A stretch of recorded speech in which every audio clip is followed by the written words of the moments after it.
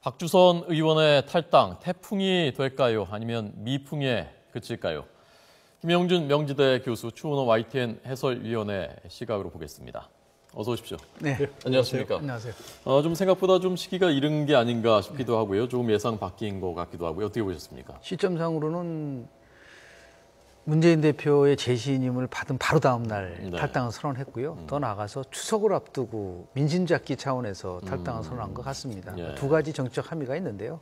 하나는 문재인 대표의 리더십의 실패를 보여주는 거고요. 두 번째는 문재인 대표로 지금 대표되고 있는 다시의 새정치민주연합은 호남의 적통이 아니다라는 것을 보여주는 상징적 사건이라고 저는 봅니다. 네, 추 의원님. 예, 박주선 의원이 국회 문교위원장이지 않습니까? 지금 국정감사가 진행 중인데 예. 상임위원장으로서 국정감사 진행되는 중에 탈당 선언하기는 쉽지는 않았을 겁니다. 예. 하지만은 말씀하신 대로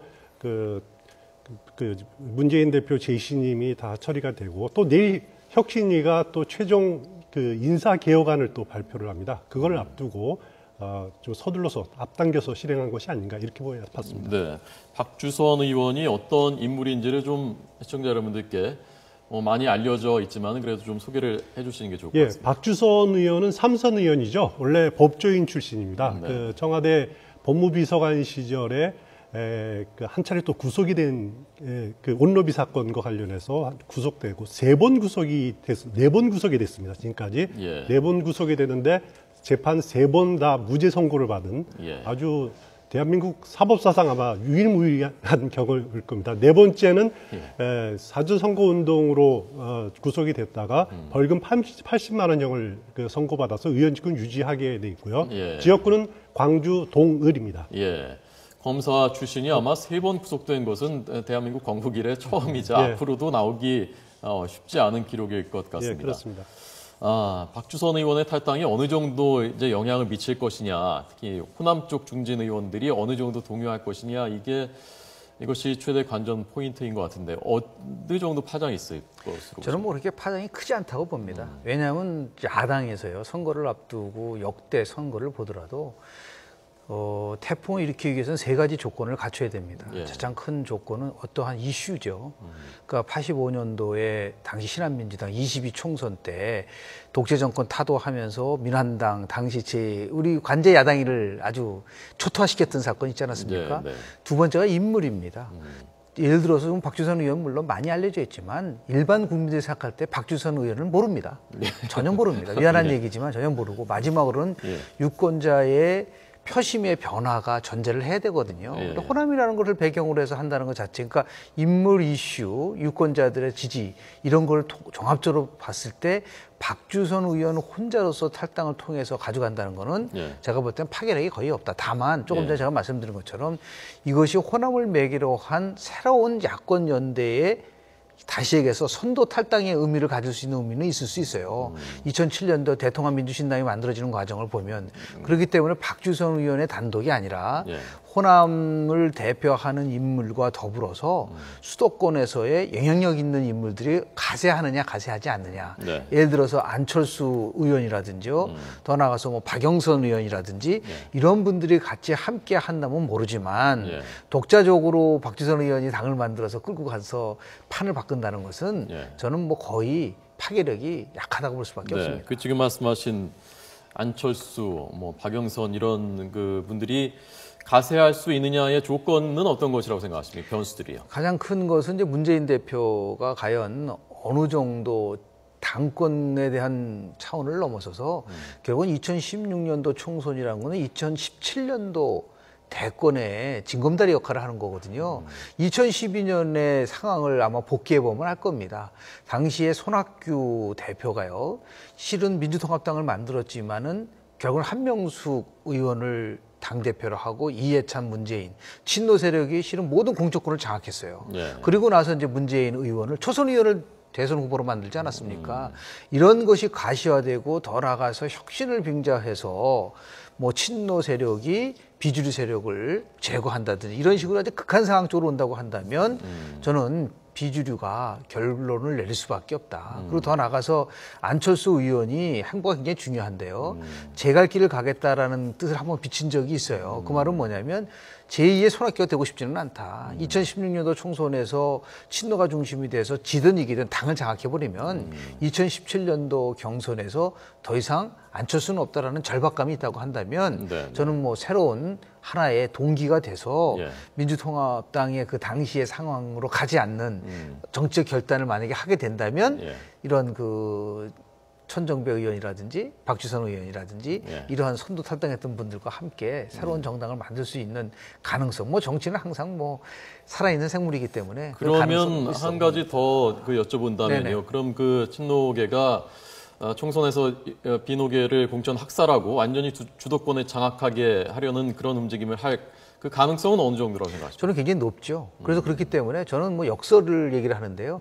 오히려 지금 새정치민주연합이 더 극한 대립을 해야 된다고 저는 보게 됩니다. 아, 예. 그러니까 더 이상 타협이 없을 정도로 가야지만이 저는 봉합이 된다고 보는 거죠. 이런 식으로 적당하게 재신임 해가지고 끌고 간다는 것은 네. 친노 중심으로 가기 때문에 저는 새정치민주연합이 살 수 있는 유일한 길은 10월 재보궐선거 끝나고 나서요. 물론 지방의회 선거지만 네. 결국은 새로운 비대위 체제가 만들어져야 된다고 보고요. 그 문재인 비대위 대표가 체제가 내려와야 되는 겁니다. 내려와서 그 부분이 해결되지 않으면 제가 볼 때 박주선 의원이나 천정배 의원이 지금 주도하고 있는 이 개혁신당, 말이 개혁신당이지만 신당과 지금 새정치민주연합 비주류 간의 어떠한 연대의 가능성도 예. 존재한다고 저는 봅니다. 네.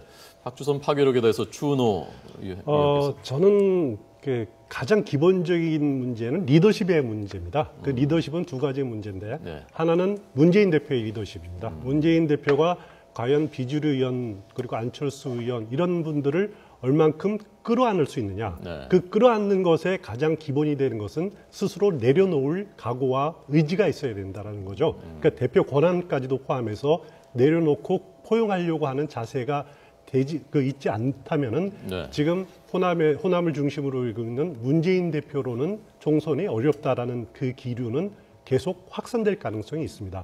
거기다가 또 신당이 더 그 태동할 더 그 힘을 받을 수 있는 토양이 네. 그 새정치민주연합 혁신안에 따르면 이제 그 공천심사위원회를 구성하기로 돼 있습니다. 다음 달 중순까지는 발족해야 되는데 그러면 그 중에서 현역 의원들 심사에서 20%를 그 하위 20%를 의무적으로 탈락시킨다라는 거죠. 그리고 또 뭐 지금 나오고 있습니다만 중진 의원 용태론이 나오고 또 험지 차출론 이런 말들이 나오지 않습니까? 그러면 그 청산 대상인 의원들의 또 이탈 가능성들 이런 문제들이 많이 있기 때문에 그 문재인 의원들이 과연 스스로를 내려놓을 만큼 이들을 끌어안을 준비가 돼 있느냐라는 것이 첫 번째 핵심이고요. 또 네. 두 번째 리더십 문제는 과연 이탈한 의원들을 누가 끌고 갈 것이냐 그 리더십의 문제입니다. 근데 솔직히 말해서 아직까지 그 확고한 리더십은 그 부분에서는 보이지 않는 것은 사실입니다. 안철수도 안 된다는 말씀이시죠? 그런 말씀이 아니고요. 아닙니까? 안철수 의원은 저는 개인적으로는 당을 깨지 않을 거로 저는 보기 남을 때문에 것이다. 그렇습니다. 예. 예. 그 새정치민주연합이란 당명 자체도 본인이 만들었고 예, 예. 본인이 그 힘을 합쳤기 때문에 예. 여간해서는 나가지 않을 거로 저는 보고 있습니다. 예. 교수님께서는 대표직은 내려놔야 된다고 하시는데 정치라는 게 현실이고 아까 말씀하신 대로 총선 주도권을 잡아야 그걸 가지고 대선까지 가는 건데 문재인 대표가 지금 다 내려놓고 대표직도 내려놓고 뭐 다 이렇게 사이좋게 하겠다. 그렇게 하는 것도 사실은 현실 정치인으로서 하기 어려운 일 아닙니까? 그렇지만 실은 문재인 대표가 이기는 정당을 만들겠다고 하지 않았습니까? 예. 약속을 한 거거든요. 과연 자신이 모든 것을 가져가면서 비주류, 지금 말씀하신 우리 추 의원님께서 말씀하신 것처럼 리더십을 보이고 더 나아가서 뭐 포용을 가져간다고 하지만 20% 전략 공천하고요. 공직자 관련된 평가위원회 위원장을 결국은 당대표가 임명을 할 수밖에 없지 않습니까? 예, 예. 이런 상황 속에서 과연 비주류가 그 혁신안을 받아들일 수 있을 것인가? 결코 받아들일 수 없습니다. 정치에서는 결국은 자신의 목에 칼을 대는 순간 이탈할 수밖에 없는 거거든요. 그래서 더 크게 나가서 저는 이게 참 안타까운 게 야당이 강해야지만이 여당도 강해질 수 있는 거거든요. 예. 이렇게 야당이 무기력하게 지금 뭐 현역 의원이 탈당하는 이 상황 속에서 말로만 혁신과 통합 얘기를 하면서 과연 이것이 오히려 여당에게 잘못된 시그널을 보낼 수가 있어요.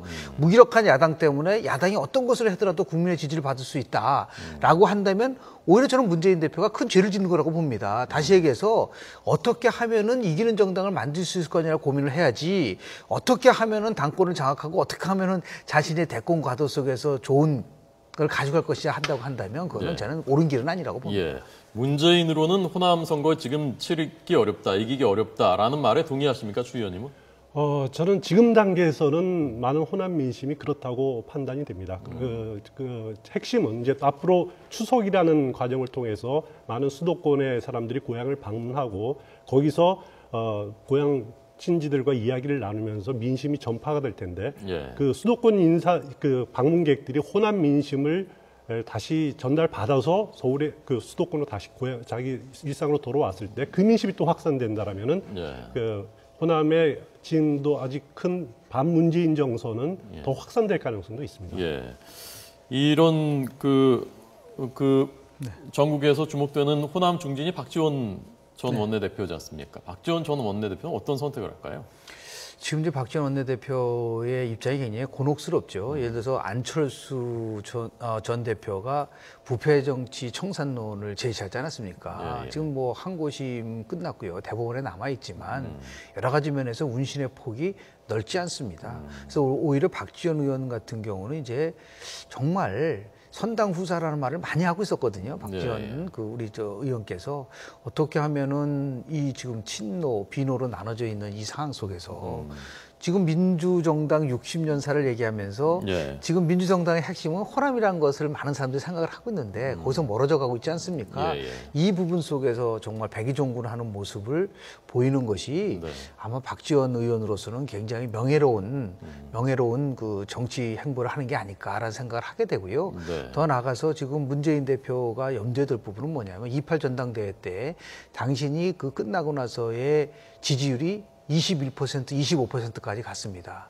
지금 지지율을 조사를 해보면 문재인 대표 지지는 반토막 났거든요. 네. 이러한 그 지지율의 감토라든지 또 차천주 민주연합의 지지도가 지금 새누리당의 반밖에 안 되는 이유가 과연 혁신이 안 돼서 그런 건지 네. 아니면 통합이 안 돼서 그런 것인지 리더십이 잘못된 것인지에 대해서 정말 성찰을 하지 않으면은 그냥 이런 식으로 해서 끌고 가가지고 적당하게 맞는 야당의 역할을 한다는 것은 네. 저는 국민들에게 굉장히 큰 기대를 주기에는 참 한참 모자라고 봅니다. 예.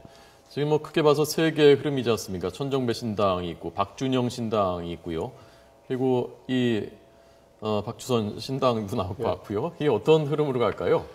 당분간은 각자 도생의 길로 갈 겁니다. 그리고 그 각자 세력화의 길로 가다가 선거를 앞두고는 아마 내년 총선을 앞두고는 연대나 합종할 가능성을 모색을 하겠죠. 당연히 그 지역 기반도 같은 데서 벌어지는 일이고요. 또 공통의 분모는 반문재인이라는 겁니다. 근데 어떻게 보면은 천정배 의원, 또 물론 아직 그 공식적인 움직임은 보이지 않고 있습니다만 정동영 전 의원도 그 염두에 둬야 될 거고요. 그럼 그분들이 과연 그 정체성에서 비슷한 부분이 있는가? 저는 상당히 의문을 갖고 있습니다. 물론 박주선 의원하고 박준영 전 지사 같은 경우에는 어느 정도 융합된다라는 건 저는 이해가 되는데 천정배 의원 같으면은 과거에 국가보안법 철폐 운동을 벌였었고 또 그 미디어법 통과인에서 의원직 사퇴도 몇 번씩이나 내던 짓이 이런 강경 투쟁을 이끌었던 분인데 그런 분하고 이렇게 중도 실용 노선을 이야기하는 박주선 의원하고 어느 정도 접점을 찾을 수 있을까? 저는 그 부분에 대해서는 아직 그 명확하게 제 스스로가 좀 정리가 잘 안 되고 있습니다. 예. 그러고 보니까 거기도 범친노, 범비노로 또 갈리는군요. 지금 야권에서 전개되고 있는 신당론에서 보면은 국민들 입장에서 봤을 때는 한심합니다. 다시 얘기해서 예. 당을 만든다 할 때는 그 당이 추구하는 가치가 뭐냐. 예. 다시 얘기해서 과거 민주화운동이라든지요.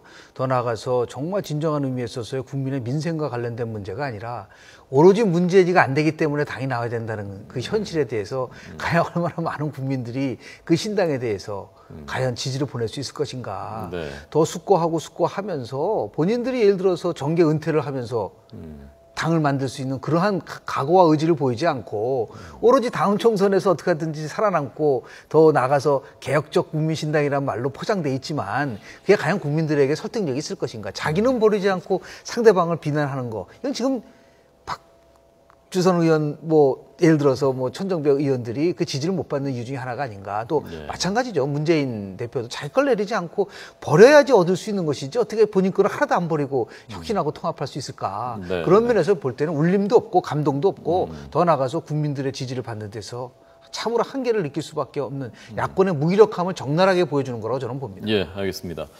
오늘 김영준 교수님께서는 쓴소리를 많이 해주셨는데 야권의 약이 됐으면 좋겠고요. 말씀하신 대로 야권이 또 잘 돼야 여권도 건강하게 성장할 수 있는 것이기 때문에 오늘 두 분 잘 들었습니다. 고맙습니다. 고맙습니다.